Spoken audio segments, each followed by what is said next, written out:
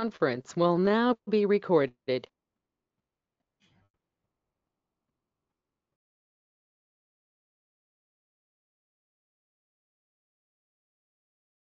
भी अंग्रेजी में एक आवाज आएगी, वो नहीं आ रही।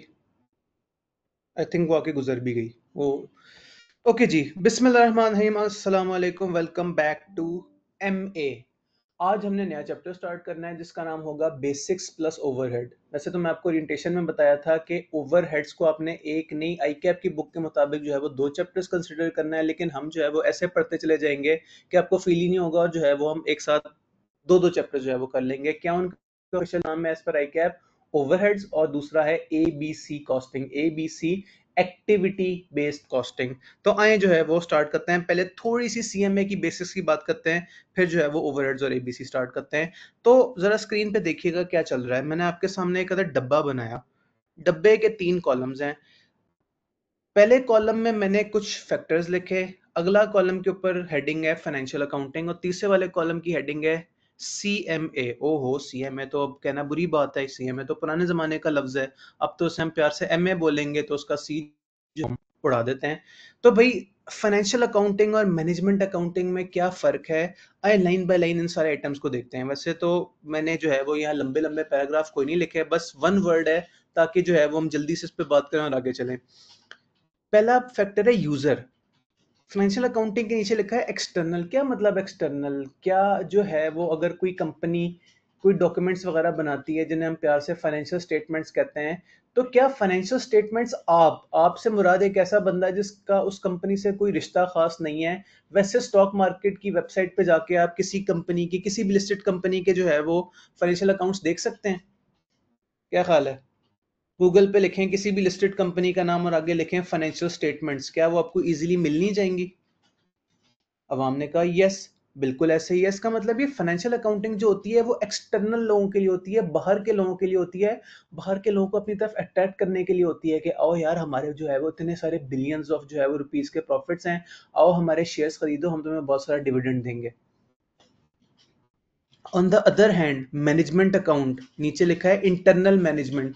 क्या आपने आज तक किसी कंपनी की ये वाली स्टेटमेंट देखी है कि उसकी जो है वो एक कोई प्रोडक्ट बनाने में उसकी वेरिएबल कॉस्ट कितनी लगती है, या उसकी फिक्स्ड कॉस्ट कितनी है, या जो फैक्ट्री में मजदूर हैं उन्हें किस हिसाब से जो है वो पेमेंट होती है? इस तरह का कोई ऑफिशियल डॉक्यूमेंट आपने देखा हो किसी वेबसाइट पे ऑफिशियल तरीके से? हाँ, कुछ कंपनी की लीक हो जाती हैं इस तरह की डॉक्यूमेंट्स, लेकिन ऑफिशियल तरीके से आई एम वेरी श्योर आपने नहीं देखी होगी। आप लोग जो है वो कमेंट्स में भी जो है मुझसे एग्री कर रहे हैं। इसका मतलब ये सबसे पहला फर्क, फाइनेंशियल अकाउंटिंग जो होती है, फाइनेंशियल स्टेटमेंट्स होती हैं, वो एक्सटर्नल होती हैं, हर किसी के लिए होती हैं, कोई भी जो है वेबसाइट पर देख सकता है। मैं लिस्टेड कंपनीज के हद तक बात कर रहा हूँ।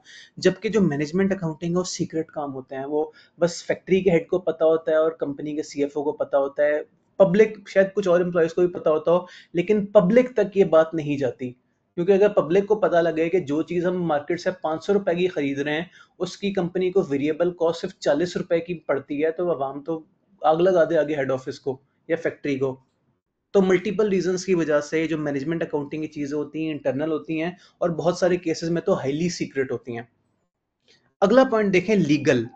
लीगल के नीचे, फाइनेंशियल अकाउंटिंग के नीचे लिखा है स्टैंडर्डाइज्ड। क्या मतलब स्टैंडर्डाइज्ड? आप लोग इंट्रो पढ़ के आए, आप लोग शायद FR1, बल्कि अब तो आप सारे के सारे आप ग्रुप बी के स्टूडेंट्स हैं, जरूर आपने FR1 नामी एक सब्जेक्ट भी पढ़ा होगा। तो वहां आपने कोई IFRS या IAS नामी चीज से आपका पला पड़ा होगा। क्या ख्याल है? बहुत सारे IAS और IFRS पढ़ के आप लोग आ रहे हैं।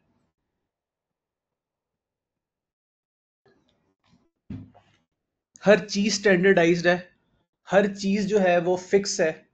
स्टैंडर्ड कहता है कि भाई फलानी एक्टिविटी की आपने एंट्री ऐसे करनी है, अगर ऐसे नहीं की तो भाई कोई मार्क्स नहीं है। जबकि एमए का अल्हम्दुलिल्लाह, सिवाय जो है वो आपका एक चैप्टर है, दैट इज इन्वेंट्री वैल्यूएशन, उसके अलावा और जो है वो एक चैप्टर चैप्टर जो आपका है एंट्रीज वाला, उसके अलावा अल्हम्दुलिल्लाह कहीं जो है वो कोई खास स्टैंडर्डाइजेशन नहीं है। कुछ टोटके हैं, कुछ फॉर्मूलाज हैं जो कि अरसे से चलते चले आ रहे हैं, हम भी वही यूज कर लेंगे, लेकिन उसका कोई ऑफिशियल नाम नहीं है, कोई ऑफिशियल फॉर्मूला नहीं है कि भाई सिर्फ एक ही तरीका है, ऐसे करोगे तो मार्क्स मिलेंगे, ऐसे नहीं करोगे तो जो है वो एग्जामिनर अंकल देखे बगैर जो है वो आपका सवाल काट देंगे। तो एमए इस हिसाब से आसान है। आपको कोई चीज जो है वो जबरदस्ती याद करने की जरूरत नहीं है। मल्टीपल सवाल ऐसे हैं जो कि मल्टीपल तरीकों से जो है वो बड़ी इजीली हो जाते हैं। जो कि हमारे लिए अच्छी बात है। और देखें क्या फर्क है, लिखा है टाइमलाइन, पास्ट डेटा। अभी अगर सितंबर 2025 है तो आपके पास जो स्टॉक मार्केट की वेबसाइट पे या कंपनी की अपनी वेबसाइट पे जो अकाउंट्स अवेलेबल होंगे वो 30 जून 2025 के होंगे कि 26 के?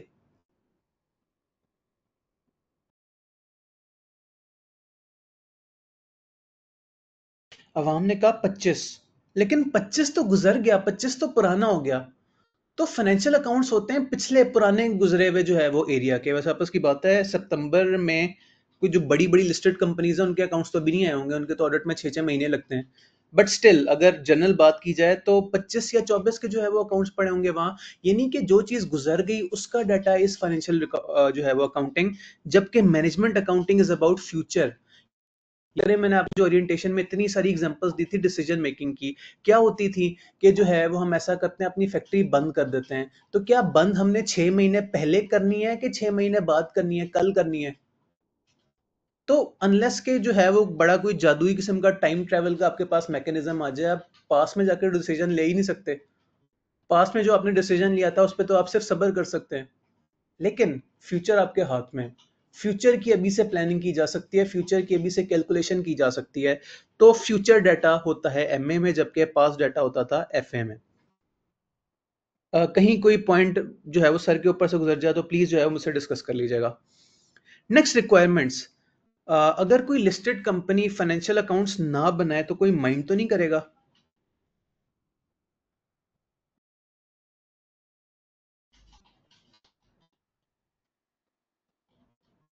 अवाम खामोश है, लगता है आप लोगों ने अभी तक सी लॉ नहीं पढ़ा। इंशाल्लाह जब पढ़ेंगे तो आपको पता लगेगा कि एक अथॉरिटी है जिसका नाम है एससीसीपी, जो कि बात बात पे माइंड कर जाती है। आपने फलाना काम नहीं किया कंपनी ने, वो माइंड करेगी। फलाना काम नहीं किया, जिसमें जो मैं फलाना फलाना कह रहा हूँ इसमें एक इंपॉर्टेंट तरीन काम है कि हर लिस्टेड कंपनी के जो है वो अकाउंट्स बनने चाहिए, फिर उन अकाउंट्स का ऑडिट होना चाहिए, फिर वो अकाउंट जो है वो कंपनी की वेबसाइट पर, स्टॉक मार्केट की वेबसाइट पे जो है वो अवेलेबल होने चाहिए। तो एससीसीपी ने मैंडेटरी किया हुआ है, अगर कोई कंपनी नहीं करेगी उसे जुर्माने होंगे, उसको जो है वो यहाँ तक हो सकता है कि एससीसीपी जबरदस्ती पकड़ के उसे बंद करा देगा, यार नहीं तुम लोग जो है वो ठीक काम नहीं कर रहे, कोई मसला है तो हम तुम्हें जबरदस्ती पकड़ के बंद कर देते हैं। इंशाल्लाह आप ये बात जाके सीलॉ में भी पढ़ेंगे और इंशाल्लाह सी फैप में भी जाके पढ़ेंगे। बट द पॉइंट इज, एक मिनट, अवाम ने कमेंट्स में कहा नहीं पढ़ता सर। क्या नहीं पढ़ता? अब कुछ लोग कह रहे हैं लिक्विडेशन हो जाएगी। हाँ जी, लिक्विडेशन भी जो है वो उसी को कहते हैं कि कंपनी जबरदस्ती पकड़ के आप जो है वो बंद करवा दें। On the other hand, management accounting optional है। आपके सीएफओ साहब को या ओनर साहब को अगर इस तरह की कोई रिपोर्ट चाहिए कि यार हाँ हम जो है वो माइंड में आ रहा है कि हम ऐसा करते हैं, नई प्रोडक्ट लॉन्च करते हैं, तो ज़रा ऐसा करो, उसके लिए जो है वो डिसीजन मेकिंग का जो है वो सवाल सॉल्व करके लाओ कि क्या हमें ये नई वाली प्रोडक्ट लॉन्च करनी चाहिए, या फिलहाल जो हम प्रोडक्ट्स बना रहे हैं उसी से जो है वो हमारा अच्छा गुजारा हो जाता है। नई प्रोडक्ट बनाएंगे तो बहुत सारा लॉस हो जाएगा। अगर हम ये वाली वर्किंग ना बनाए तो कौन आके माइंड करेगा सिवाय सीएफओ के और ओनर के? एससीसीपी या गवर्नमेंट तो नहीं माइंड करेगी, कोई लॉ की खिलाफ वर्जी तो नहीं हो रही। तो the point is, none of this is mandatory. आप अगर बजटिंग करके रख लें, वैसे आपस की बात है, अब तो बजटिंग इसका पार्ट नहीं है, एमए का किसी जमाने में हुआ करता था। तो अगर आप फ्यूचर के लिए कोई डिसीजन मेकिंग नहीं कर रहे तो कोई माइंड नहीं करेगा सिवाय आपके कंपनी के ओनर्स के। नेक्स्ट रिक्वायर्स के लिंक्ड ही बात है, रेगुलेशंस। तो आईएएस होते हैं, आईएफआरएस होते हैं, जीडब्ल्यूएपी होते हैं, जनरली एक्सेप्टेड जो है वो प्रिंसिपल्स वगैरह। जबकि मैनेजमेंट अकाउंटिंग की इस तरह की रेगुलेटरी अथॉरिटी कौन सी है, मैंने आगे लिख दिया नन, है ही कोई नहीं। आज़ाद लोग हैं, हमारा जो दिल करता है हम करें। हमारा से मुराद वो लोग जो एमए का जो है वो डाटा मेंटेन करेंगे।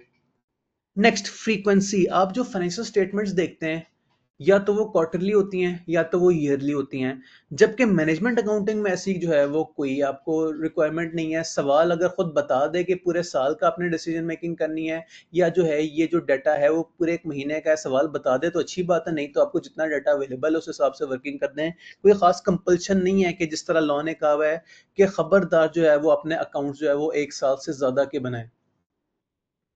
सोच के बताएं, क्या आपने कभी कोई सवाल सॉल्व किया हो जिसमें 1.5 साल की फाइनेंशियल स्टेटमेंट्स बनानी हो? नहीं ना। जबकि डिसीजन मेकिंग तो मल्टीपल ईयर्स की भी हो सकती है। ओके जी, और देखें एक्सटर्नल रिव्यू, नीचे लिखा है ऑडिटर, रेगुलेटर्स वगैरह। ऑडिट आपने सुना होगा क्या?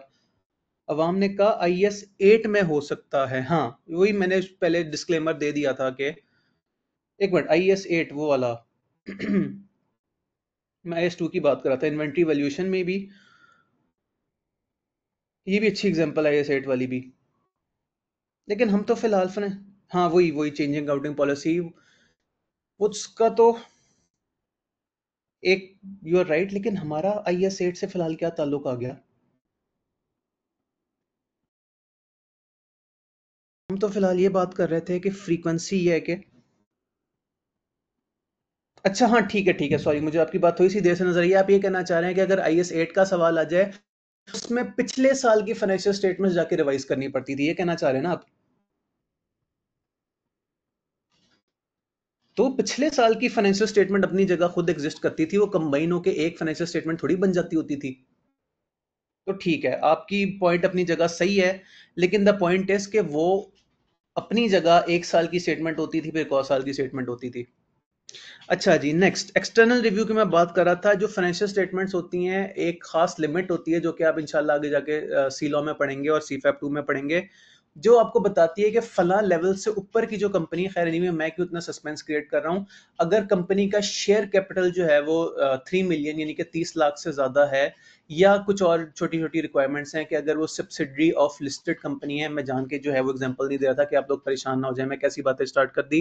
बट द पॉइंट इज, एक खास लेवल से ऊपर की कंपनी के लिए लाजमी है कि वो ऑडिट करवाएगी। ऑडिट क्या होता है, अगर आप लोग ये वर्ड्स पहली दफा सुन रहे हैं, तो एक एक्सटर्नल बंदा होता है जो कि इंशाल्लाह, जिसमें आपने भी जो है वो कल को बड़ों के बहुत सारे ऑडिट करने हैं, एक इंडिपेंडेंट CA फर्म से कुछ लोग आते हैं, वो कंपनी के रिकॉर्ड्स को जो है वो जरा बाहर बाहर से देखते हैं, बहुत ज्यादा एक्स्ट्राऑर्डिनरी डिटेल में एक एक ट्रांजैक्शन नहीं देखते, सिंपल बेसिस पे वो जो है वो ओवरऑल अकाउंट्स को देखते हैं और कहते हैं हाँ यार, फीलिंग आ रही है कि हमारे ख्याल में इस स्टेटमेंट्स में कोई खास मसले नहीं है।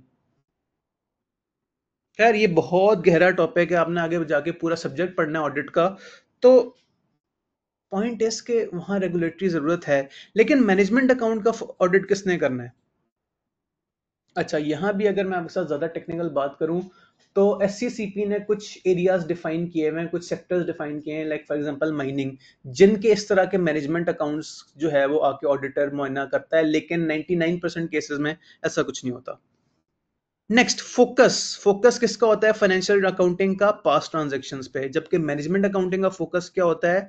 हम decision making for the future, आप जो भी चैप्टर पढ़ेंगे उससे कोई फ्यूचर में कोई डिसीजन लेने में हमारा जो है वो आसानी हो रही होगी। ले जी, कमेंट्स मैंने काफी अच्छे से देखी।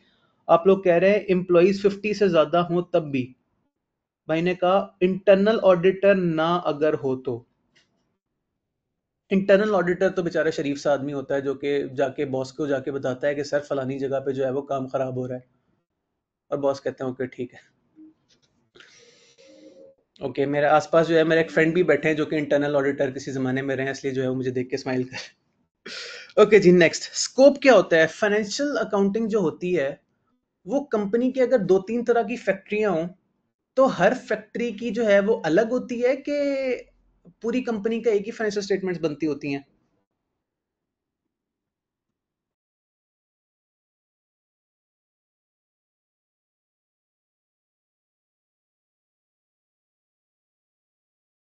और मैं डिस्कनेक्ट हो गया हूँ। मैं डिस्कनेक्ट क्यों हो गया हूँ? दीज आर इंटरनेट प्रॉब्लम्स के डिवाइस प्रॉब्लम्स?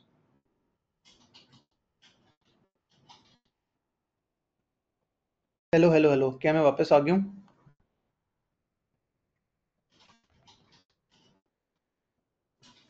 चैट प्लीज मुझे बताइएगा कि आपको आवाज और शक्ल आ रही है। ओके जी, वेरी नाइस। तो बात क्या चल रही थी? स्कोप। मेरा सवाल ये था कि अगर कंपनी की दो चार फैक्ट्रियां, या फैक्ट्रियां छोड़ें, अगर कंपनी जो है वो मुख्तलिफ एरियाज में जो है वो ऑपरेट कर रही है, वो एरिया से मुराद प्रोविंसेस कर लेते हैं, पंजाब में उसके सिंध की अलग फैक्ट्रीज हैं, तो मुझे सोच के ये बताएं, क्या सिंध और पंजाब की फाइनेंशियल स्टेटमेंट्स अलग अलग बनेगी कि एक ही सेम कंसोलिडेटेड बनेगी? अब यहाँ वर्ड कंसोलिडेटेड मैंने यूज किया, आप लोगों को एज एन अकाउंटेंट्स मेरा ये वर्ड बड़ा बुरा लगना चाहिए था कि कंसोलिडेशन तो तब होती है अगर पेरेंट और सब्सिडरी का आपस में हो रहा हो, ये तो एक ही कंपनी है, एक ही फैक्ट्रीज है, तो यहाँ मुझे वर्ड कंसोलिडेशन यूज नहीं करना चाहिए था। बट द पॉइंट इज, क्या एक स्टेटमेंट बनेगी या हर फैक्ट्री की अलग स्टेटमेंट बनेगी?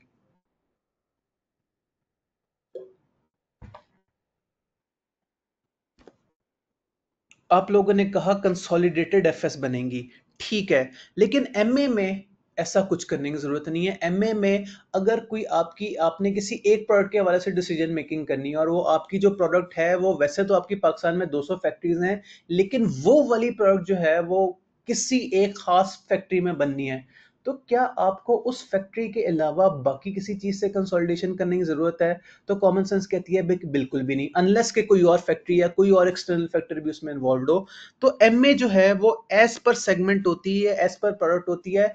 ये इंग्लिश में तो और भी मुश्किल वर्ड है, मैं आपको उर्दू में इसका आसान तरीन वर्ड बताऊं, मैनेजमेंट अकाउंटिंग हस्बे जरूरत होती है, जितनी चाहिए जिस जगह की चाहिए कर लें। तो फर्क समझ आ रहा है? और आखिरी पॉइंट, सबसे मजे का पॉइंट, अफेक्ट ऑन सिलेबस। जैसे ही कोई नया आईएएस आता है या आईएएस में कोई हल्की फुल्की भी चेंज होती है, फौरन से जो है वो आपके एफआर1 के जो टीचर होते हैं वो कहते हैं कि हम स्पेशल एक सेशन कर रहे हैं ऑन द चेंजेस ऑन फलाना एफआरएस। बल्कि टीचर्स तो क्या, इवन आई कैप भी इस तरह के सेशंस करता है कि लो जी मुबारक को नया आईएफआरएस आया है, या जो है वो आईएएस में जो है वो फलाना चेंज आया है, तो पहले जो है वो सीनियर चार्टर्ड अकाउंटेंट आके सीखें कि हुआ क्या है, फिर जो है वो टीचर्स आगे का internet, no problem. But the point is MA में आज तक ऐसा कुछ नहीं हुआ। एमए नामी सब्जेक्ट की, जो कि पहले सीएमए हुआ करता था, उससे पहले भी एमएससी हुआ कर, कभी भी इस तरह का कोई चेंज नहीं आया कि जो है वो रूल्स चेंज हो गए, लॉस चेंज हो गए, तो ऐसा करो, ये चेंज कर दो। हाँ, चेंजेस आते हैं, क्या होता है, आई कैप चैप्टर्स उठा के आगे पीछे कर देता है। लाइक फॉर एग्जांपल बजटिंग की बात की जाए, तो पहले जो है वो एमएससी में हुआ करता था, फिर सीएमए में भी 2022 हुआ करता था। 2022 में आई कैप ने कहा नहीं यार, बजटिंग जो है वो ज्यादा सीनियर जो है वो टॉपिक है, तो उन्होंने उठा के वहां से माइनस करके एमएफए नामी सब्जेक्ट पे डाल दिया, जिसका नाम अब बीआईए है। तो the point is, syllabus change अगर आई कैप करता है तो प्लस माइनस चैप्टर्स की करता है, टॉपिक्स में प्लस माइनस वो नहीं कर सकता, क्योंकि कोई नई कोई चीज आई नहीं है। वही जो है वो जो 50 साल से सीएमए के फॉर्मूला चलते आ रहे हैं वही अब चल रहे हैं, जो कि अच्छी बात है एक तरह से। जो मेरी जवानी में जो लॉज वगैरह थे, जो तरीकेकार थे, जो फॉर्मेट्स थे, अभी भी वही हैं, तो ये तो अच्छी बात है। ओके जी, हमने इस टेबल को इंतहाई डिटेल से पढ़ा, ईच एंड एवरी लाइन पे जो है मैंने हल्की फुल्की तकरीर भी की है। स्टिल अगर कोई पॉइंट डिस्कस करना है तो बता दें, नहीं तो फिर थोड़ा सा आगे चलते हैं।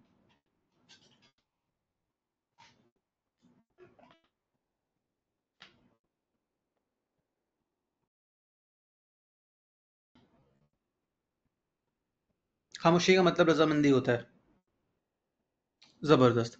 ओके जी, आगे चलते हैं। नेक्स्ट हमारा टॉपिक क्या है, हमने बात करनी है डिफरेंट टाइप ऑफ कॉस्ट की। अभी रिसेंटली जो स्कीम सब्जेक्ट का नाम है दैट इज एमए। सबसे जो कॉमन वर्ड यूज होना था through out the entire syllabus, cost, भाई कैप ने माइनस कर दिया, बट क्या कर सकते हैं। बट द पॉइंट इज, अभी भी बेशक वो वर्ड आई कैप माइनस कर दे, अभी भी रूह इसकी वही है जो पहले सीएमए नामी सब्जेक्ट की हुआ करती थी, कॉस्ट एंड मैनेजमेंट अकाउंटिंग। अभी भी कॉस्ट माइनस नहीं हुई, कॉस्ट वो जो कहते हैं ना कि आपने उसे सीट से तो उतार दिया लेकिन वो दिल में मौजूद है, तो अभी भी वर्ड कॉस्ट दिलों में मौजूद है, अभी भी जो है वो बहुत ज्यादा जो है वो उस पर फोकस होना है। तो द पॉइंट इज, अब कॉस्ट पे बात करते हैं। कॉस्ट कितने तरह की होती हैं? तो कॉस्ट बड़े सारी तरीके की होती हैं। आए बारी बारी कुछ डेफिनेशंस हैं उनके ऊपर गौर फिक्र करते हैं। तो कॉस्ट में एक कॉस्ट है डायरेक्ट मटेरियल। आपके सामने स्क्रीन पे बहुत सारी इंग्लिश लिखी हुई है, लेकिन अगर मैं इसे आसान अल्फाज में बात करूं तो डायरेक्ट मटेरियल, आमतौर पे फिजिकल क्लास में क्या होता है, टीचर के सामने जो है वो लोग मेज कुर्सियों पे बैठे होते हैं, तो टीचर हमेशा एग्जांपल देता होता है चेयर की। अब मैं जहां बैठा हूं मेरे सामने एक अदद कैमरा है, बहुत सारी किताबें हैं और एक अदद सोफा है, तो मैं किस चीज की एग्जांपल दूं? मैं कैमरे की दे देता हूँ। कैमरे में क्या होता है, कैमरे में नीचे एक लोहे का स्टैंड है, साथ एक तार लटक रही है, बीच में एक लेंस है। तो वो चीजें जो डायरेक्ट कैमरे का पार्ट बन गई, वो मेटल जिससे इसकी कैमरे की बॉडी बनी है, वो प्लास्टिक जो कि ऊपर लगा है, वो शीशा या वो लेंस जो कि आगे लगा है, वो कॉपर का तार जो उसमें से जो है वो निकल के आके मेरे डिवाइस में लगा हुआ है, और अंदर कुछ चिप्स वगैरह होंगी, माइक्रो चिप्स, प्रोसेसर, ट्रांजिस्टर्स वगैरह। ये सारा कुछ जो कैमरे के अंदर पाया जा रहा है, क्या ये मुफ्त में मिला होगा? कॉमन सेंस कहती है बिल्कुल भी नहीं। हर इस ईच एंड एवरीथिंग के कुछ ना कुछ पैसे होंगे जो कि कंपनी ने आइडेंटिफाई किया होगा कि एक कैमरा बनाने में हमारा इतने 100 रुपए का लोहा लगता है, एक जो अंदर कैमरे के अंदर चिप है वो जो है वो इतने 100 की है, इतने 1000 रुपए की है। तो वो वाले खर्चे जो डायरेक्ट इस कैमरे को बनाने के अंदर लगे होंगे, those are called direct materials. इन डेफिनेशंस में चूंकि थ्योरी वाला एक तरह का काम है, तो मैं तो आपको स्टोरी मोड में जो है बोलता चला जाऊंगा। कहीं भी आपको लगे कि स्क्रीन पे जो है वो अजीब सा वर्ड लिखा है या कोई सेंटेंस समझ नहीं आ रहा है या मेरी कोई बात समझ नहीं आई, तो प्लीज मुझे उधर ही रोक लीजिएगा। मैं तो जो है वो फ्लो में बहता चला जाऊंगा। नेक्स्ट है आपके पास डायरेक्ट लेबर कॉस्ट। कैमरे की एग्जांपल को कंटिन्यू करते हैं। ये कैमरा, क्या आपने थोड़ा सा लोहा, थोड़ी सी चिप्स और जो है वो थोड़ा सा तार किसी एक मशीन में डाला होगा और हर चीज बन के आ गई होगी? नहीं। कुछ मजदूर, कुछ पढ़े लिखे मजदूर और कुछ कम पढ़े लिखे मजदूरों ने इस सारे काम को असेंबल किया होगा। जो बिल्कुल ही जो है मजदूरों वाला काम था, बस जो है वो स्क्रूज अंदर लगाने हैं, तो शायद थोड़ा एक कम पढ़ा लिखा मजदूर है जिसने आके सारी चीजों को असेंबल किया होगा। लेकिन जो अंदर का पोर्शन है कैमरे का, शायद जो अंदर चिप्स हैं उनमें जो है वो कुछ मुख्तलिफ उनको कनेक्टर्स को आपस में जोड़ना होगा, कुछ जो है वो बिजली वाला काम होगा, तो शायद वो इंतहाई एक्स्ट्रॉर्डिनरी पढ़े लिखे बंदे ने नहीं किया होगा, लेकिन शायद थोड़े से ज्यादा पढ़े लिखे बंदे ने किया होगा जिससे थोड़ी बहुत जो है वो वायरिंग वगैरह की नॉलेज होगी।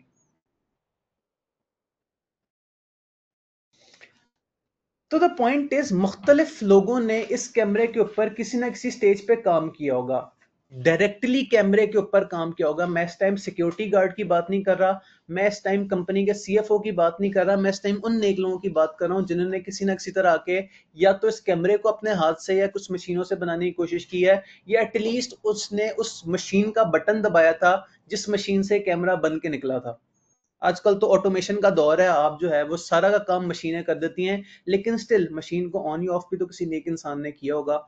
तो उसको आपने जितने पैसे दिए, अब पाकिस्तान की जो फैक्ट्रीज वगैरह, बल्कि पाकिस्तान की हम क्यों बात कर रहे हैं, ओवरऑल दुनिया में जो फैक्ट्री वर्कर्स होते हैं उन्हें फिक्स सैलरी नहीं, उनका दिहाड़ी वाला सिस्टम होता है। क्या आपको पर वीक इतने पैसे मिलेंगे, या तो आपको पर डे इतने पैसे मिलेंगे, आपको पर प्रोडक्ट इतने पैसे मिलेंगे कि यार एक चीज बनाओ इतने पैसे मिलेंगे, दो चीजें बनाओ पैसे डबल हो जाएंगे। तो द पॉइंट इज, जिन लोगों ने एक्सक्लूसिवली इस प्रोडक्ट पे काम किया, इंग्लिश में क्या लिखा है, those labour cost that can be specifically and exclusively identify with a particular cost object. Cost object से इस टाइम मुराद है जिस चीज की, जिस एग्जांपल की हम बात करें, दैट इज हमारा प्यारा सा कैमरा। अगली बात, इनडायरेक्ट कॉस्ट। इनडायरेक्ट कॉस्ट वो चीजें जो कि can not be identified specifically with a given cost object. Indirect cost in itself जो है वो बड़ी गहरी चीज है।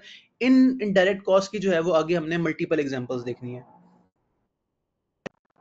एक और टाइप ऑफ कॉस्ट की बात करते हैं, वेरिएबल कॉस्ट। वैसे तो क्यूएम के चैप्टर 1 के यूनिट 4 में आप लोगों को आपके क्यूएम वाले सर ने वेरिएबल कॉस्ट पढ़ाई होगी, लेकिन स्टिल क्या होती है वेरिएबल कॉस्ट? वेरिएबल वर्ड सुना सुना लग रहा है, वेरी, वेरिएंस।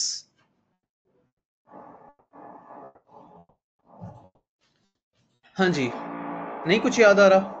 चले कोई नहीं, मैं याद करा देता हूँ। वेरिएबल कॉस्ट वो वाली कॉस्ट होती है, लो जी, अब आपने कमेंट्स में कहा वो जो फिक्स ना हो, जबरदस्त हो गया। फिक्स के अलावा फिक्स के अलावा वाली जो कॉस्ट होती है that is variable cost. Variable cost को याद रखने का आसान तरीन तरीका क्या है, वो पर यूनिट होती है या पर आर, बहुत से ज्यादातर केसेस में पर यूनिट होती है, पर केजी होती है, पर लीटर होती है। भाई कम काम करोगे तो कम खर्चा होगा, ज्यादा काम करोगे तो ज्यादा खर्च होता है। अब हमने कमेंट्स में लिखा चेंज होती जाए प्रोडक्शन चेंज होने से, बिल्कुल सही कहा आपने।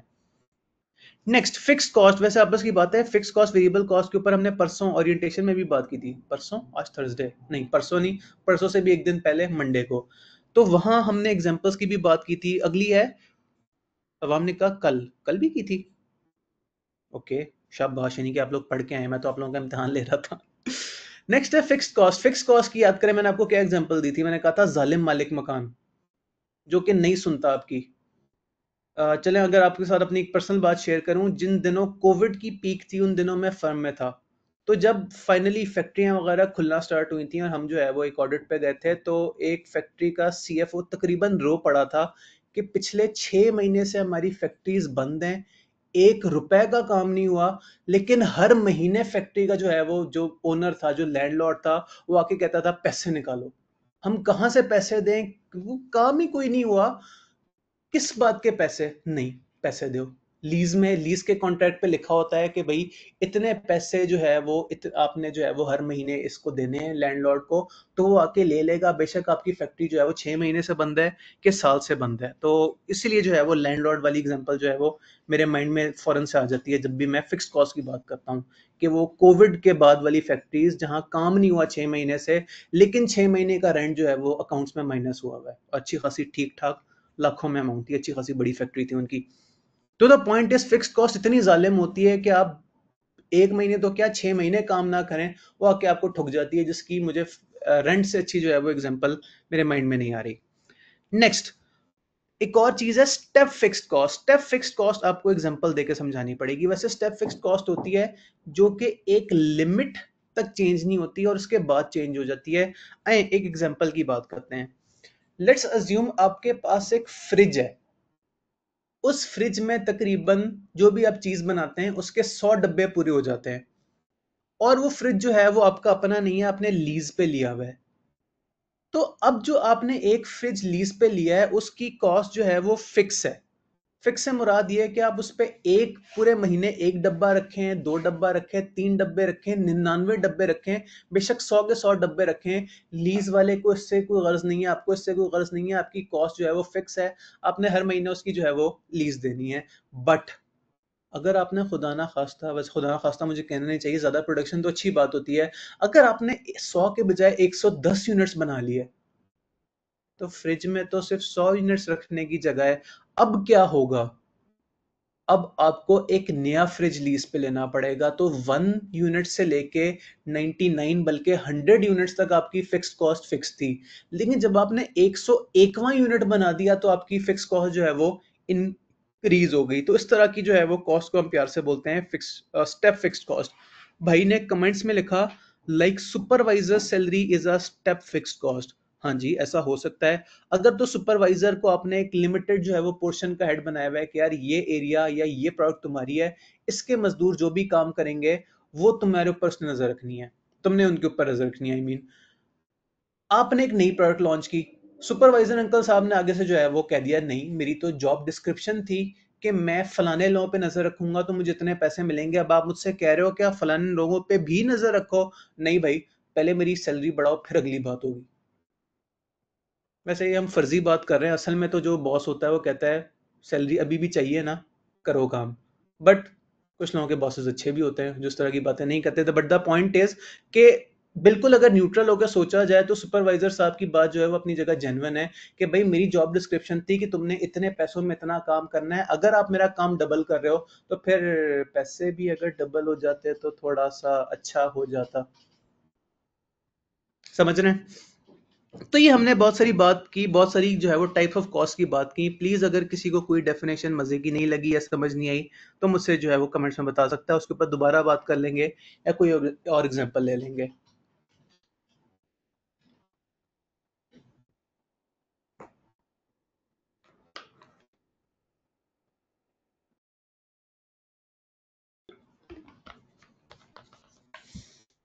ओके जी, नेक्स्ट बहुत सारी जो है वो कॉस्ट की मैंने आपके सामने एग्जांपल्स रखी अपनी फेवरेट डिश के हिसाब से, आइसक्रीम। तो मेरे साथ जरा मिलके ये एग्जांपल्स देखें। Direct material in case of ice cream क्या हो सकती है? Cream, sugar, flavour and packaging. देख लें, सोच लें, दिल की तसल्ली कर लें, मेरे बातों में ना आइएगा, क्या वाकई ये चारों पांचों चीजें आइसक्रीम बनाने में काम आती हैं? कोई ऐसी चीज तो नहीं जिसे आप कहें कि ये तो इनडायरेक्ट कॉस्ट है? क्या आप आइसक्रीम बगैर थैले के या पैकेट के बेच सकते हैं? अगर तो आपके माइंड में ये आ रहा हो कि चूंकि पैकेजिंग जो है वो आइसक्रीम के साथ खाने में यूज नहीं होती इसलिए वो इनडायरेक्ट होगी। नहीं, हर वो चीज जो डायरेक्ट उस प्रोडक्ट का पार्ट है जिसके बगैर आप प्रोडक्ट को नहीं बेच सकते, that is direct. Next, direct labour में देखें क्या क्या एग्जांपल्स हैं। Labour cost of ice cream makers, mixing and filling machine operators. हर वो बंदा है जिसने या तो अपने हाथ से आइसक्रीम बनाई, वैसे मैं नहीं ख्याल आइसक्रीम हाथ से बनती होगी but still mixing and filling machine operators, या अगर आपकी मशीन आइसक्रीम मशीन से बन रही है तो जिस नेक आदमी ने आके उस मशीन को जो है वो ऑन ऑफ किया और उस तरह की बातें। Next, indirect labour. आपके सामने एग्जांपल्स में लिखा है maintenance staff, quality control inspectors and administrative personal. वो सारे लोग जो आइसक्रीम की फैक्ट्री का पार्ट थे लेकिन उन्होंने डायरेक्टली आइसक्रीम बनाने में जो है वो पार्टिसिपेशन नहीं की। इनडायरेक्ट लेबर की आसान तरीन एग्जांपल पता है क्या होती है? चौकीदार अंकल। देखा जाए तो कुछ लोग कहेंगे कि चौकीदार सारा दिन कुछ भी नहीं करता, लेकिन अगर चौकीदार ना हो तो बड़ा काम खराब हो जाए। तो बेसिकली चौकीदार क्या काम करना इंपॉर्टेंट नहीं है, चौकीदार की प्रेजेंस बहुत इंपॉर्टेंट है। चौकीदार ने अपने हाथ से आइसक्रीम नहीं बनाई, बट अगर वो ना होता तो शायद आप आइसक्रीम ना बना पाते। तो द पॉइंट इज, वो लोग जो कि डायरेक्टली काम नहीं कर रहे लेकिन वो प्रोडक्शन से जो है वो इनडायरेक्टली लिंक्ड है, अगर वो ना हो तो आपकी प्रोडक्शन ठीक ठाक डिस्टर्ब हो, that is indirect labour. Again direct material में क्या है, आपने फैक्ट्री की सफाई के लिए हार्पिक खरीदा, या जो भी फर्श साफ करने के लिए जो भी फिनाइल वगैरह होता है। अब आप सोचें कि आइसक्रीम में फिनाइल डलेगा, क्या आइसक्रीम का पार्ट है फिनाइल? कॉमन सेंस कहती है बिल्कुल भी नहीं, अगर बंदा खाएगा तो मर जाएगा। बट द पॉइंट इज, आपने मटेरियल खरीदा और आइसक्रीम बनाने वाली फैक्ट्री के लिए खरीदा, दैट इज इनडायरेक्ट मटेरियल। आगे बात करते हैं अपने आज के स्टार टॉपिक की, दैट इज ओवरहेड्स। हमने इसके फौरन बाद जो चैप्टर स्टार्ट करना है। मैन्युफैक्चर ओवरहेड्स की जो है वो काफी सारी टाइप्स होती हैं, मैन्युफैक्चरिंग अलग, सेलिंग अलग। उसकी जो है मैंने काफी सारी एग्जांपल्स लिखी हैं। फैक्ट्री यूटिलिटीज, यूटिलिटीज क्या होता है? बिजली, पानी, गैस, इंटरनेट, इस तरह के बिल्स वगैरह। इक्विपमेंट मेंटेनेंस, प्रोडक्शन सुपरविजन, वही सुपरवाइजर अंकल की जो आपने एग्जांपल दी थी। मार्केटिंग ओवरहेड्स क्या है? Advertising, sales personal, commission, delivery, transport cost वगैरह वगैरह वगैरह। नहीं जी, इन सारी एग्जांपल्स में से अगर कोई एग्जांपल आपको तंग करिए तो प्लीज बता दें। अवाम ने कहा इनडायरेक्ट फैक्ट्री कॉस्ट।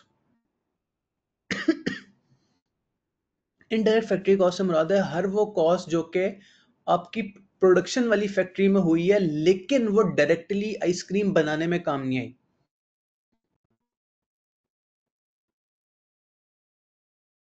हाँ जी, और कुछ?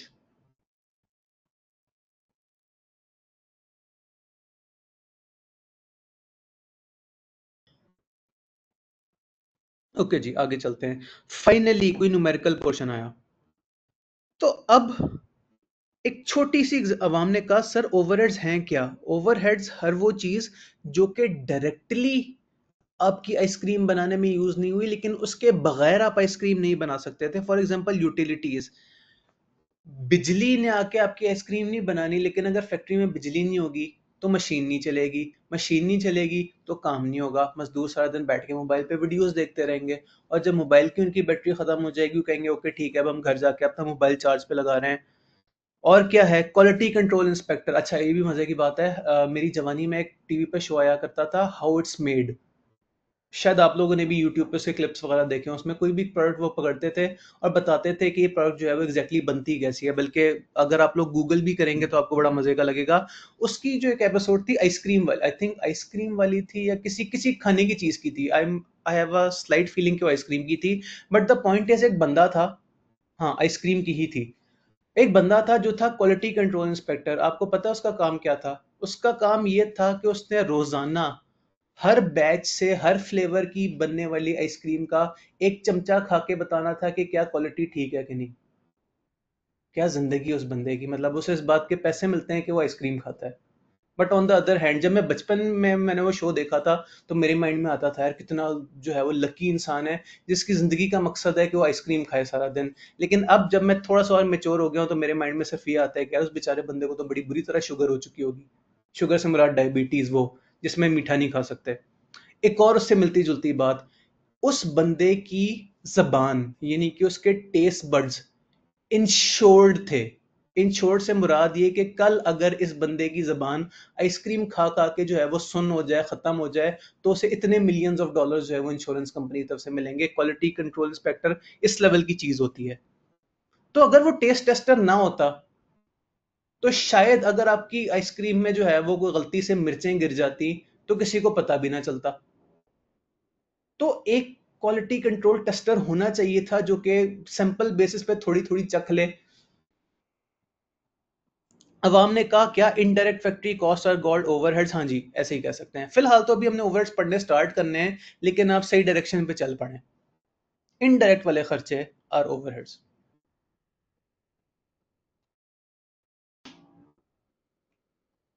ओके जी, न्यूमेरिकल की बात करते हैं।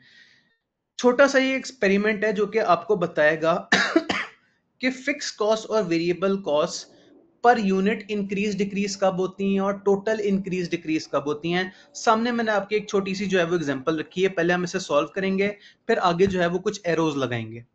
ऊपर वाले बॉक्स में हमने एरोज लगाने और नीचे वाले बॉक्स में हमने कैलकुलेशंस करनी है। फॉर्मेट में पहले से बना के लाया हूं। अब देखिए हो क्या रहा है। प्रोडक्शन लेवल लिखा है 450, आगे लिखी है टोटल कॉस्ट। टोटल कॉस्ट का मतलब है इसमें फिक्स भी शामिल है, वेरिएबल भी शामिल है। और क्या लिखा है, दो तरह के प्रोडक्शन लेवल हैं, फिर तीसरी तरह का, चौथी तरह का। क्या करें?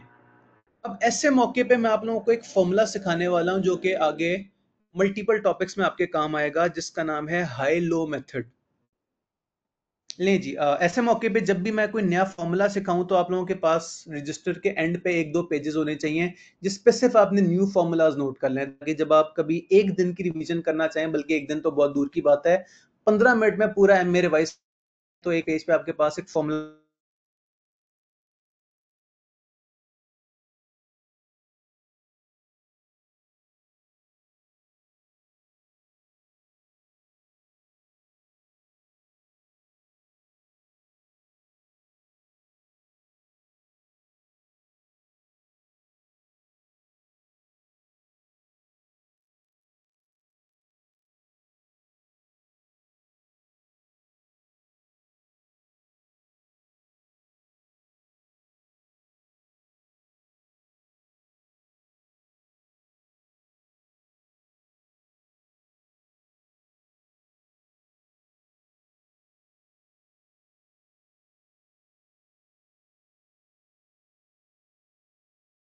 जब आपका दोबारा आपको स्क्रीन नजर आने लगे तो आपने बता देना है।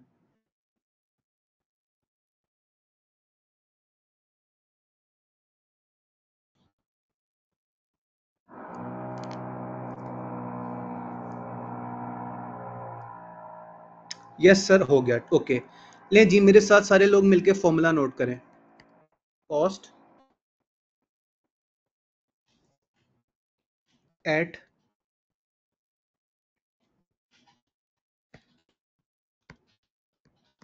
हायर एक्टिविटी लेवल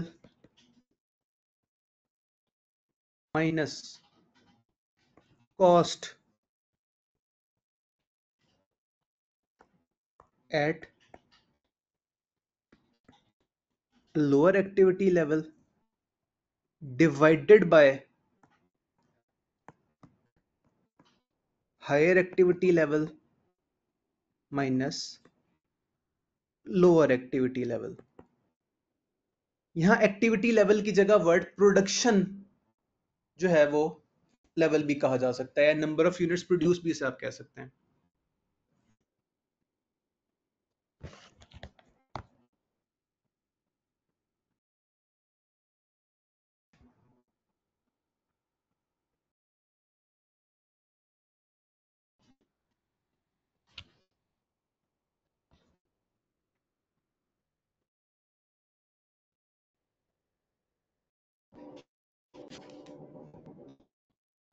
क्या वो स्क्रीन नहीं नजर आई आप लोगों को? कोई बात नहीं, इसे ऑफ करके दोबारा ऑन कर लेते हैं।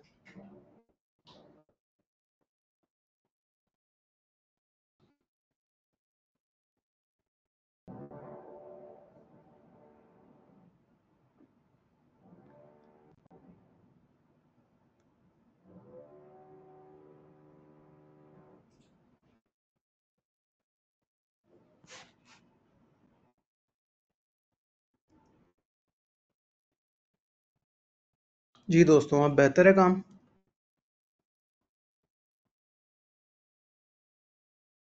मीनवाइल आप सॉल्व करने की कोशिश तो करें ना। हाईएस्ट एक्टिविटी लेवल इस टाइम क्या है? Cost at highest activity level is 1,18,000 minus 1,08,000 divided by highest activity level क्या था? 700 यूनिट्स प्रोड्यूस किए थे, और लोएस्ट क्या था? मुझे बताएं ये क्या होता है? 1,18,000 माइनस 1,08,000 डिवाइडेड बाय 750 माइनस 450। एक भाई ने ऑलरेडी कमेंट्स में बताया हुआ है, लेकिन मैं चाहता हूं कि मल्टीपल लोग जो है वो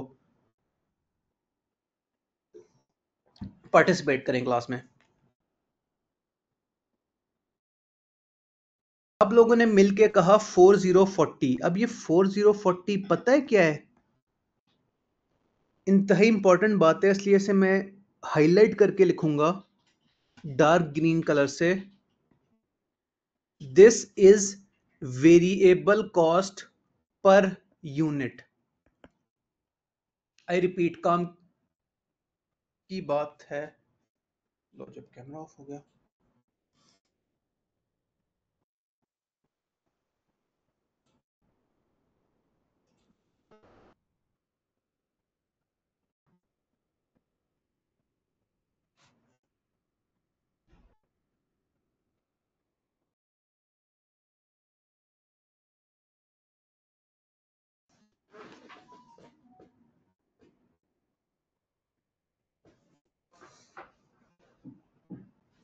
जी दोस्तों, 40 तक आप लोग सब पहुंच गए। अब मुझे ये बताएं कि अगर वेरिएबल कॉस्ट 40 है तो प्रोडक्शन लेवल 450 पे आपकी टोटल वेरिएबल कॉस्ट कितनी होगी? 40 रुपए पर यूनिट। और टोटल आपने यूनिट्स कितने बनाए? 450। 450 इंटू 4040 कितना होता है?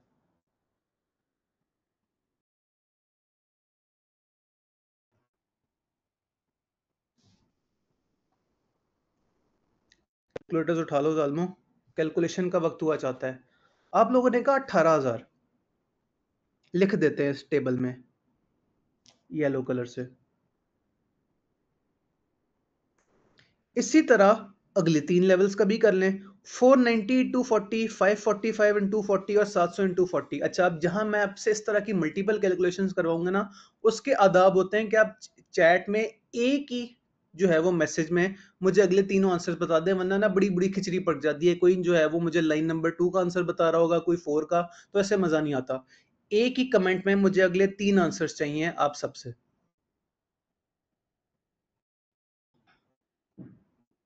490 इंटू 40, 545 इंटू 40 और 700 इंटू 40। 700 इंटू 40 अगर देखा जाए तो सबसे इजी है। याद करें, जब मैथ स्किल्स में मैंने आपको जो है वो इस तरह की कैलकुलेशंस का शॉर्टकट बताया था। क्या भला? 740 से मल्टीप्लाई हो रहा है तो इसका शॉर्टकट क्या है? पहले तो आप इग्नोर करेंगे कितने सारे जीरोज हैं, आखिरी नंबर्स को आपस में मल्टीप्लाई करें। 7 4 जा, आई एम श्योर आपने बचपन में भी पढ़ा होगा, 7 4 जा 28।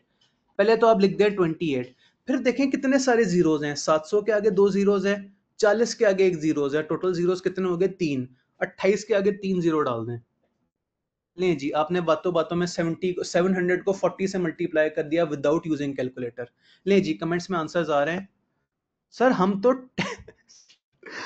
अवाम ने कहा कि सर हम तो 10 प्लस 10 के लिए भी कैलकुलेटर यूज करते हैं। मुझे डबल हंसी इस बात पे इसलिए आ रही है क्योंकि आज लिटरली आज यही डायलॉग मुझे एक बंदे ने जो है वो क्यूएम की क्लास में भी किया है। उस मैंने उसे क्या कहा था, हाँ कैलकुलेशन थी 100 मल्टीप्लाई बाय 0.4। मैंने पूछा स्टूडेंट से, हाँ भाई बताओ 100 टू 0.4। आगे से उसने कैलकुलेटर उठा लिया। मैं कहा जालिम अकल करो, 100 इंटू 0। अच्छा खैर, आप लोग बताएं विदाउट कैलकुलेटर क्या होगा 100 इंटू 0.4? 100 4 से 1 4 से मल्टीप्लाई हो रहा है, यानी कि 4 के आगे 100 के 2 जीरोस और 0.4 से एक जीरो माइनस हो गया, तो पीछे सिर्फ एक जीरो रह गया, 4040। यकीन ना आए तो कैलकुलेटर पे 100 टू 0.4 कर लीजिएगा। आगे से उसने मैंने आगे से जब उसे ताना देने की कोशिश की, उसने मुझे यही कहा कि सर हम तो 2+2 भी जो है वो कैलकुलेटर से पूछ के करते हैं। नहीं जी, एक भाई ने जज्बाती होकर सारी की सारी कैलकुलेशंस का ये भी बता दिया कैलकुलेटर पे क्या लिखना था। शाबाश। ओके जी, क्या है फिगर्स? 18,000, 19,600, 21,800 और 28,000। ये आपके पास आ गई वेरिएबल कॉस्ट है। अब मेरा सवाल क्या है? मेरा सवाल ये है कि क्या प्रोडक्शन लेवल बढ़ने से टोटल वेरिएबल कॉस्ट इंक्रीज हो रही है, डिक्रीज हो रही है या सेम रही है?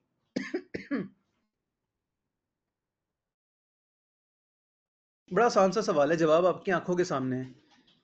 प्रोडक्शन लेवल इंक्रीज होने से आपकी टोटल वेरिएबल कॉस्ट इंक्रीज हो रही है, बेशक, यानी कि इसका इन्वर्स भी सच होगा। प्रोडक्शन लेवल कम होने से टोटल वेरिएबल कॉस्ट कम होगी। क्या ख्याल है?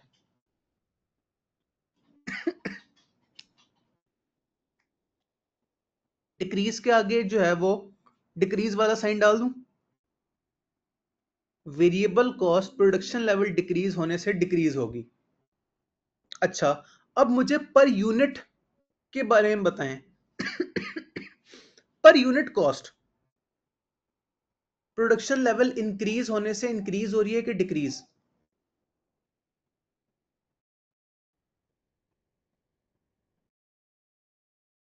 अवाम ने कहा कांस्टेंट, एक भाई ने कह दिया डिक्रीज। डिक्रीज कैसे हो रही है? पर यूनिट वेरिएबल कॉस्ट में कह रहा हूं। चले मैं आपको हिंट देता हूं। इस टाइम स्क्रीन पे ग्रीन कलर से कुछ हाईलाइट हुआ है, वो क्या कहना चाह रहा है?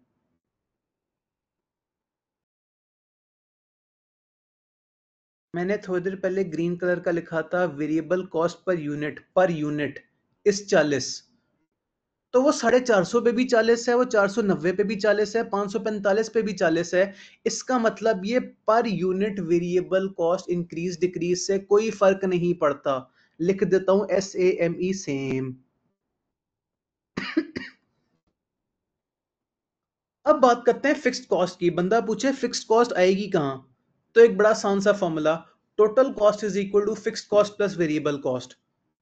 तो बंदा पूछे अगर टोटल कॉस्ट गिवन है कितनी, 1,08,000, 108,000 is equal to fix cost plus variable cost. Variable cost है 18,000 और फिक्स कॉस्ट पता नहीं कितनी, अल्लाह जाने, उसे प्यार से एक्स बोल देते हैं। तो क्या आप लोग मुझे एक्स नहीं सॉल्व कर देते?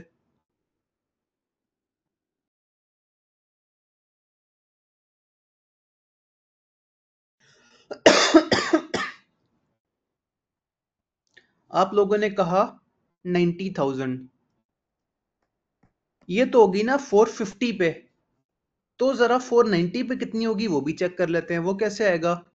1,09,600 is equal to 19,600 plus x. मुझे एक्स निकाल दीजिएगा जरा।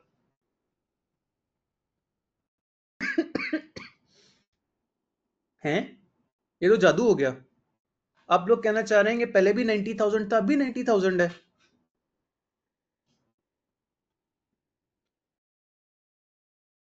गुड यार, इसका मतलब ये फिक्स कॉस्ट, जो फिक्स कॉस्ट है वो हमेशा फिक्स रहेगी। जबरदस्त हो गया। ये तो ये नहीं कि मैं इंतहाई कॉन्फिडेंस से यहां हर जगह लिख दूं 90,000।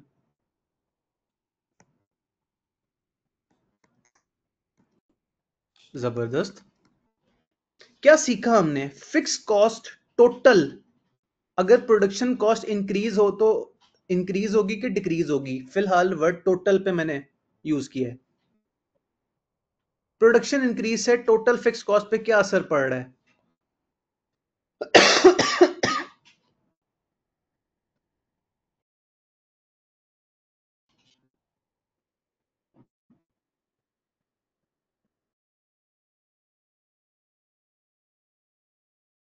मैंने कोई बहुत मुश्किल सवाल तो नहीं पूछ लिया जालिमो?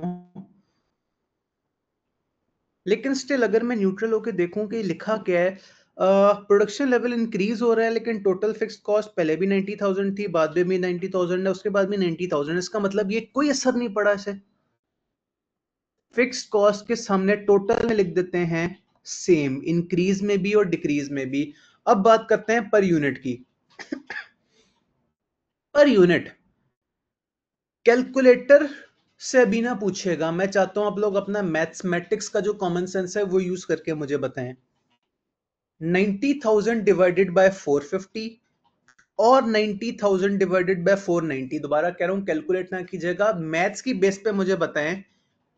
जो मैंने अभी दो सेंटेंसेस बोले हैं, जो मैंने दो अब से कैलकुलेशंस का कहा है, 90,000 डिवाइड बाय 450 और 90,000 डिवाइड बाय 490, दोनों का न्यूमरेटर, न्यूमरेटर किसे कहते हैं? वो जो फ्रैक्शन के ऊपर वाली चीज होती है, ऊपर वाली चीज सेम है और नीचे वाली चीज इंक्रीज हो रही है। तो बताएं आंसर इंक्रीज होता है कि डिक्रीज होता है जब डिनोमिनेटर इंक्रीज होता है?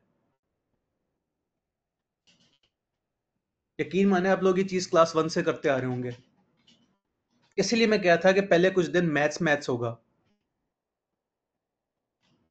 अवाम ने कहा नीचे वाला बढ़ेगा तो आंसर बढ़ेगा, आर यू श्योर?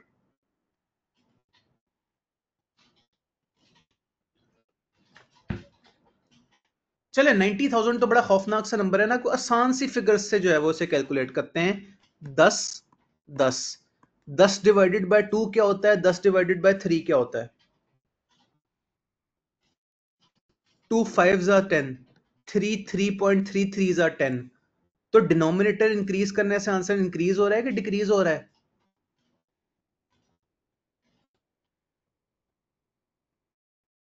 डिक्रीज हो रहा है। इसका मतलब ये कि per unit fix cost decrease होती है।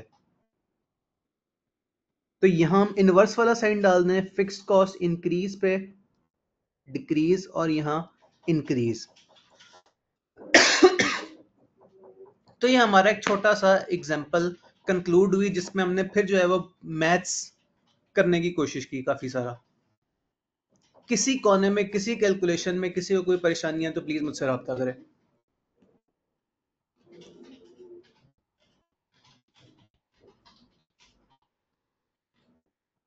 हाइलो मेथड समझ आया? फिक्स कॉस्ट निकालनी समझ आई?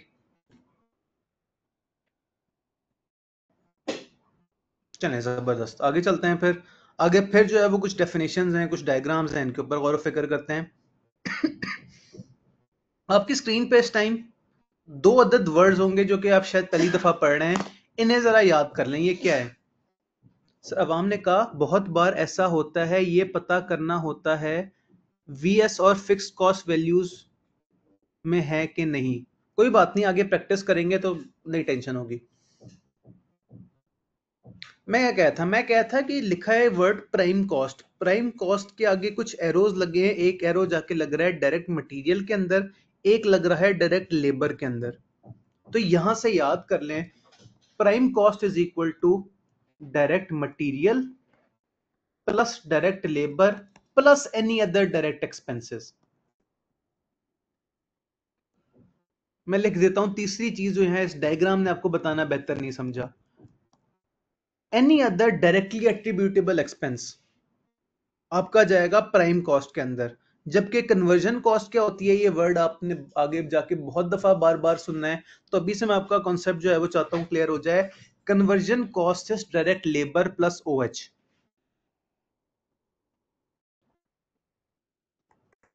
अब अगर आइंदा कोई भी सवाल आपसे ये वाले दो वर्ड्स बोले तो आपने कंफ्यूज 1% भी नहीं होना, आपने आगे समझ जाना है अच्छा प्राइम कॉस्ट की बात हो रही है, इसका मतलब ये इसके अंदर डायरेक्ट मटेरियल, डायरेक्ट लेबर और डायरेक्टली एट्रीब्यूटेबल कॉस्ट सारी की सारी जो है वो इंक्लूडेड है।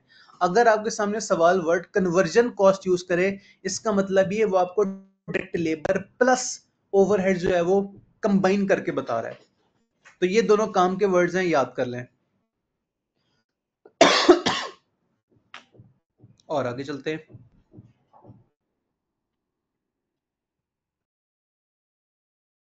नहीं जी, एक और छोटी सी example just for you guys, बहुत सिंपल सी इजी सी है।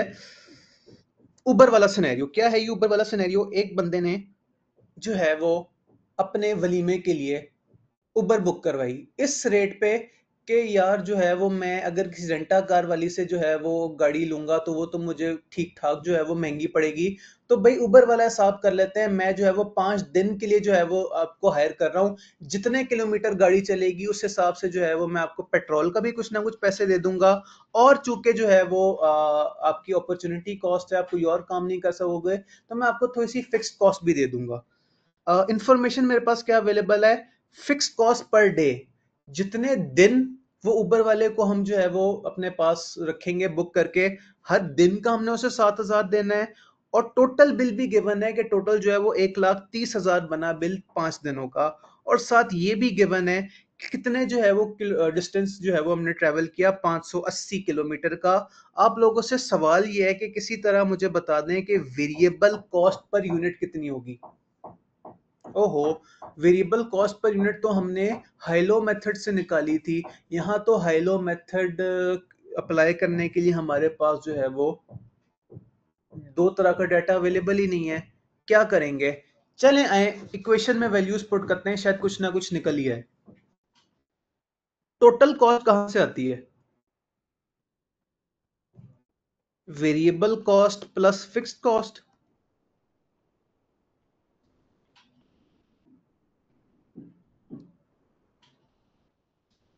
क्या हमारे पास इसमें से कौन कौन सी चीज गिवन है? क्या हमारे पास टोटल कॉस्ट गिवन नहीं है?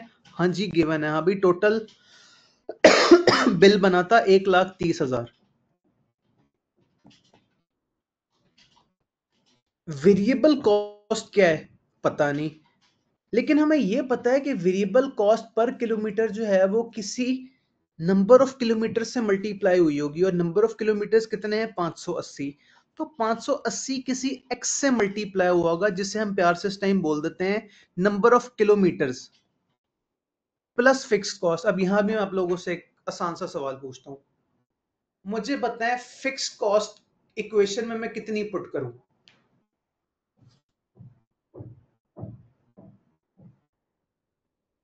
ट्रिकी सवाल है, डायरेक्ट पेज पे नहीं लिखा, थोड़ी सी आपको अपने माइंड में कैलकुलेशन करनी पड़ेगी। आई रिपीट माय क्वेश्चन, इस इक्वेशन में मैं फिक्स्ड कॉस्ट की वैल्यू क्या पुट करूं? शाबाश। मैंने जान के जो है वो 7,000 इसलिए लिखा था कि आप लोग जो है वो 7,000 कह दें, नहीं 7,000 पर डे है। आपने उसे 5 दिन जो है वो जो है वो अपने साथ घुमाया फिराया है, तो फिक्स कॉस्ट आपकी हुई 35,000। लें जी, अब क्या आप लोग डायरेक्ट किलोमीटर्स का आंसर निकाल देंगे?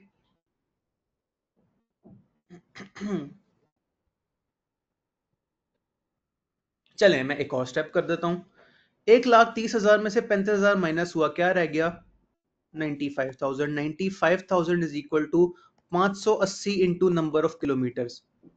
ये 580 ऐड होगा कि लेस होगा कि मल्टीप्लाई होगा कि डिवाइड होगा दूसरी साइड पे जाके?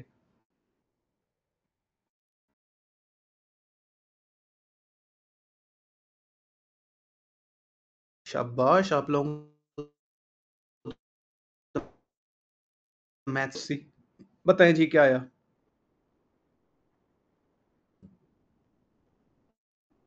ले जी एक आंसर तो आ गया।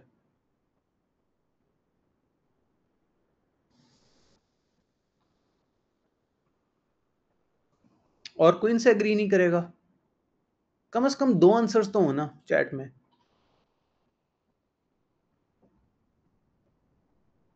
या इतनी जहमत नहीं कर सकते तो एटलीस्ट यही कह दें कि ऊपर जो भाई ने कहा है वो सही कहा है। लो जी एक और जो है वो आंसर आ गया। कुछ लोग कहते हैं 164, कुछ लोग कहते हैं 155। अब मैं किसकी मानूं? ऐसे मौके पे फिर मुझे अपने मोबाइल का कैलकुलेटर ऑन करना पड़ेगा। मैंने ऑन किया कैलकुलेटर, मैंने कैलकुलेटर पे लिखा 95,000 डिवाइडेड बाय 580 यानी कि 580। तो मेरा कैलकुलेटर बोला 163.7, जिसे हम प्यार से 164 भी बोल सकते हैं। तो देख लेते हैं ऑफिशियल आंसर क्या है। वो आएगा इसे हाईलाइट करने से। बिस्मिल्लाहिर्रहमानिर्रहीम, कहीं आंसर ये तो नहीं?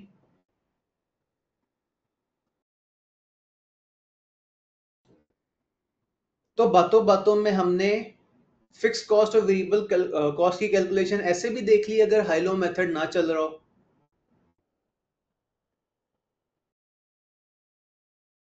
कैलकुलेशन में किसी को कोई परेशानी?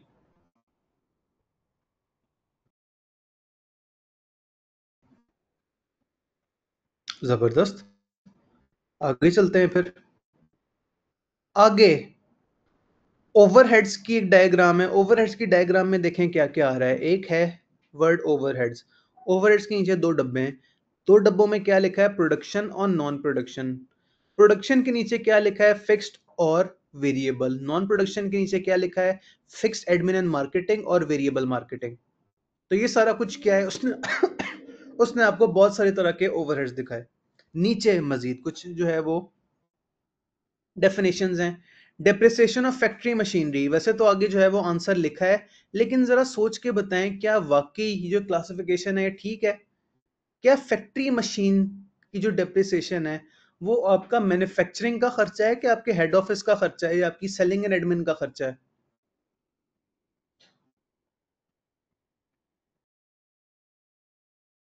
एक शॉर्टकट, फैक्ट्री में होने वाला तकरीबन 99% ऑफ द काम आपके मैन्युफैक्चरिंग से रिलेटेड होते हैं।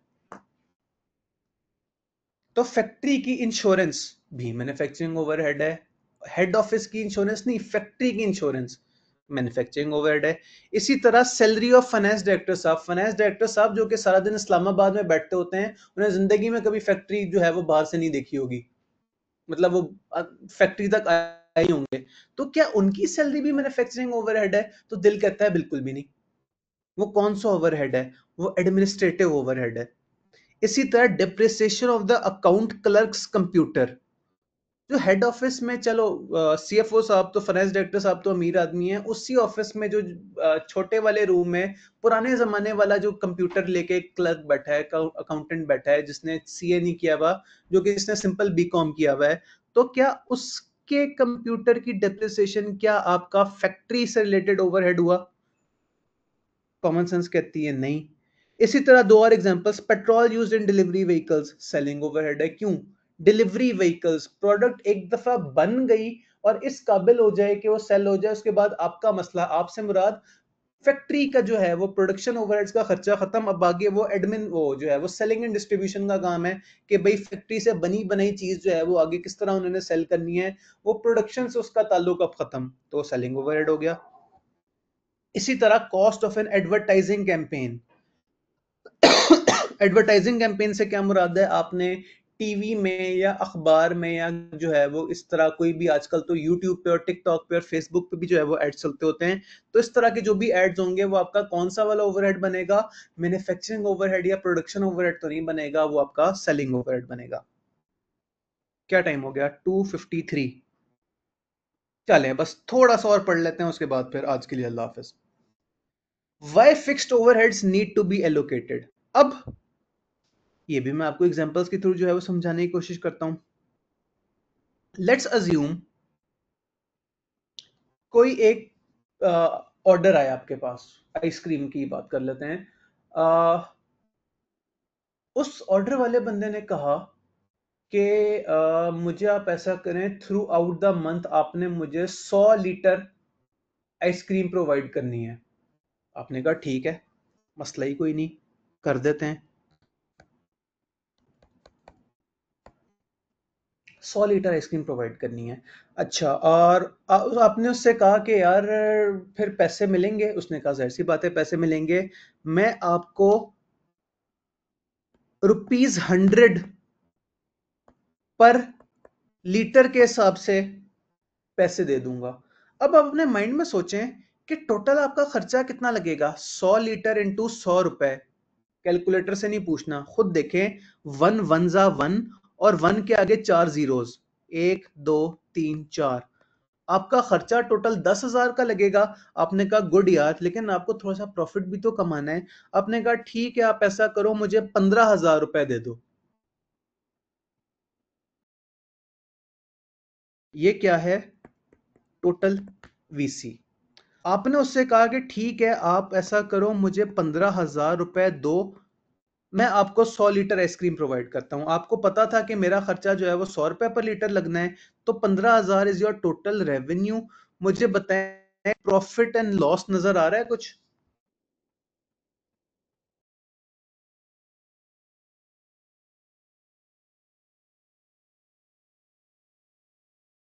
कोई प्रॉफिट कोई लॉस नहीं है।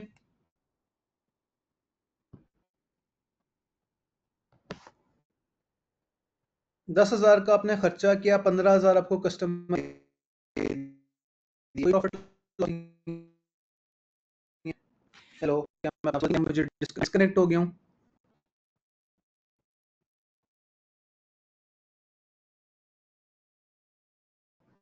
अवाम ने कहा फिक्स्ड कॉस्ट आपने ऐड क्यों नहीं की एमी जान के? फिलहाल जो मैंने इंफॉर्मेशन दी है उसकी बात करें ना। आप वैसे सीधे रास्ते पे जा रही हैं, आगे मैंने फिक्स कॉस्ट की बात भी करनी है। चलें फिर मैं ही बता देता हूं। देखने में ऐसा लग रहा है कि there is a profit of 5,000। अब महीने का एंड आया, बिजली का बिल आ गया 1 लाख रुपए।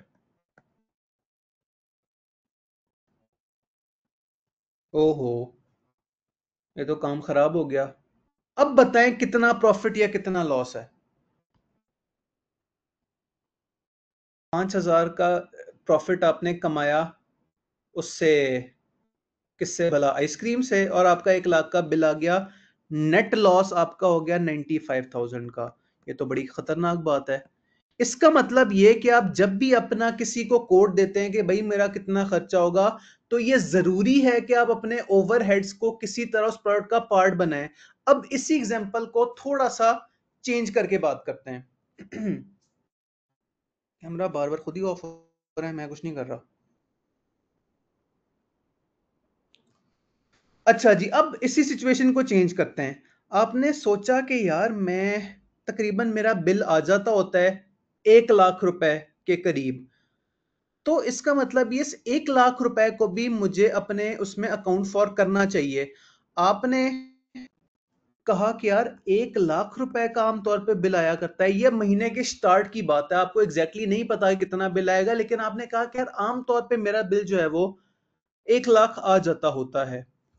डिवाइडेड बाय, आपने कितने लीटर आइसक्रीम बनानी है, 100 लीटर। तो इसे डिवाइड कर दें। 1 लाख डिवाइडेड बाय 100 क्या आएगा, 2 जीरो से कट गए, और पीछे क्या बच गया, 1,000। ये 1,000 भला क्या है, इससे आप बोलेंगे ₹1,000 पर यूनिट या पर लीटर, बल्कि यहां लीटर जो है वो ज्यादा अप्रोप्रिएट टर्म है। अब 1,000 रुपए को आपने जबरदस्ती अपनी प्रोडक्ट का पार्ट बना लिया। अब जब आपसे वो कस्टमर कहेगा ना कि यार बताओ आपकी कॉस्ट कितनी है, या मुझे 100 लीटर चाहिए, तो आप कहेंगे कि 100 लीटर की मेरी कॉस्ट है तकरीबन 100 रुपए पर लीटर वेरिएबल कॉस्ट। बाकी आइसक्रीम की जो रॉ मटेरियल्स हैं, दूध वगैरह, आइसक्रीम मतलब जो भी है, क्रीम फ्लेवर वगैरह, प्लस तकरीबन 1,000 लीटर जो है, 1,000 रुपए पर लीटर जो है वो मेरे कॉस्ट पड़ जाती है ओवरहेड्स की। तो मेरी per unit product cost is 1,100 रुपए। तो मुझे 1,100 रुपए पर यूनिट के ऊपर प्रॉफिट चार्ज करना होगा। आप उससे कहेंगे कि यार मैं 1,200 रुपए पर लीटर चार्ज कर रहा हूं, बताओ मंजूर है कि नहीं। तो 100 लीटर इंटू 1,200 रुपए पर लीटर, बताएं टोटल आपका रेवेन्यू कितना बनेगा। 12 वन जा 12, 12 के आगे कितने जीरोज हैं, 1 2 3 4, क्या बना ये, 1,20,000। अब आपका रेवेन्यू 1,20,000 है, आ जाए 1 लाख का बिल, क्या आप प्रॉफिट में होंगे कि लॉस में।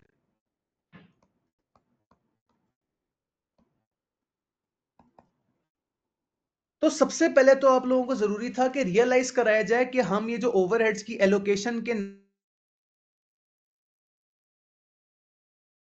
नाम पे जो काम वो क्यों है, उसकी लॉजिक क्या है। तो उम्मीद करता हूं कि आपको लॉजिक समझ आई होगी कि मैंने क्यों टोटल बिल पकड़ा और उसे डिवाइड कर दिया नंबर ऑफ प्रोडक्ट से।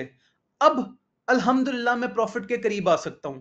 तो देखिए जो मैंने हरकत की है, क्या ये इस फॉर्मूले से मिलती जुलती नहीं है। एस्टिमेटेड फैक्ट्री ओवरहेड, एस्टिमेटेड से क्या मुराद है, आपने तुक्का लगाया था, कंफर्म बात है कि इतना बिल नहीं आएगा। नौ जो है वो एग्जैक्ट 1 लाख रुपए का बिल आज तक किसी का है, हमेशा जो है वो ग्राउंड फिगर होती है 1,06,635 रुपए। लेकिन अवाम ने कहा डिस्कनेक्टेड ना करें। हेलो, अच्छा स्क्रीन डिस्कनेक्टेड यार, हालांकि मैंने आज डिवाइस चेंज किया है, लेकिन कोई बात नहीं, हमने जो है वो हिम्मत नहीं हारनी, इंशाल्लाह अल्लाह और तीसरा डिवाइस भी दे देगा। फिलहाल मैं ऑफ करके इसे दोबारा ऑन करता हूँ, प्लीज परेशान ना होइएगा।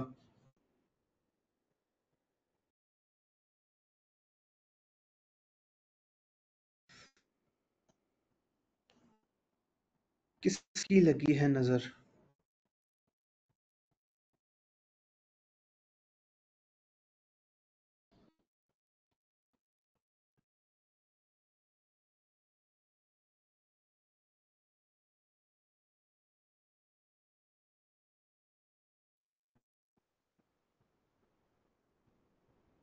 ओहो, मेरी अगली क्लास का टाइम हो गया, लेकिन बस 2 मिनट और जाइएगा, मैं आपको ये जो है वो फॉर्मूला दिखा के ही फिर बताता हूँ। सर स्टूडेंट ने आपको नहीं नहीं इस तरह की बात मैं पब्लिकली नहीं कह सकता, लेकिन क्या पता ऐसे ही हुआ हो। ओके जी, हम यहाँ थे। एक मिनट, अगली क्लास है।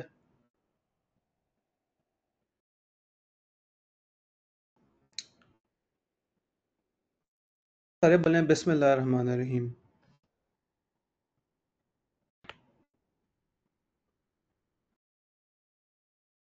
अच्छा, मुझे समझ आ रहा है कि कैमरा भी ऑफ है। कोई हाल नहीं।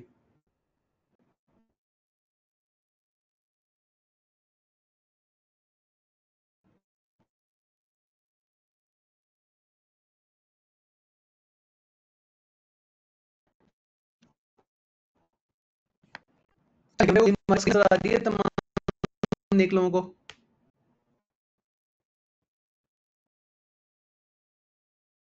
अवाम ने कहा यस। तो फिर देखें क्या हो रहा है। 1 लाख रुपए इज द न्यूमरेटर, क्या है उसका नाम, एस्टिमेटेड फैक्ट्री ओवरहेड्स। एस्टिमेटेड से मुराद ये कि ये काम आप महीने के शुरू में कर रहे हैं, आपको नहीं पता महीने के एंड पे बिल कितना आएगा, लेकिन आप एस्टिमेट तो कर सकते हैं कि यार पिछले महीने अगर 90,000 का आया था तो इस महीने 1 लाख का आ जाएगा। Divided by estimated base to be used, वो चीज जो कि आप, अब एस्टिमेटेड बेस क्या है इसके ऊपर कल तसल्ली से बात करेंगे।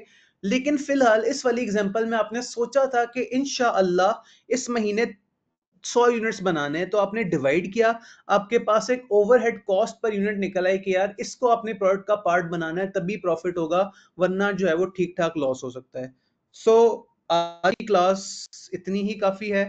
अब हमने क्या सर, ये शेयर जरूर कीजिएगा हैंड आउट। हाँ जी, मुझे आपने बस जिस दिन कोई चैप्टर खत्म हो आपने मुझे रिमाइंडर दे देना है। मैं जो है वो रिमाइंडर से मुराद ये, कोई एक नेक बंदा मुझे इनबॉक्स कर दे कि आज चैप्टर खत्म हुआ है, आप पुरानी स्लाइड्स प्रोवाइड कर दें, मैं उसी दिन इंशाल्लाह कर दूंगा। बस मुझे तो ऐसे रिमाइंडर चाहिए होते हैं।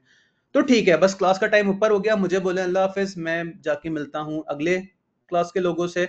आप लोग जो है वो जाके कोई पढ़ाई वगैरह करें। मिलते हैं कल इंशाल्लाह। अल्लाह हाफिज।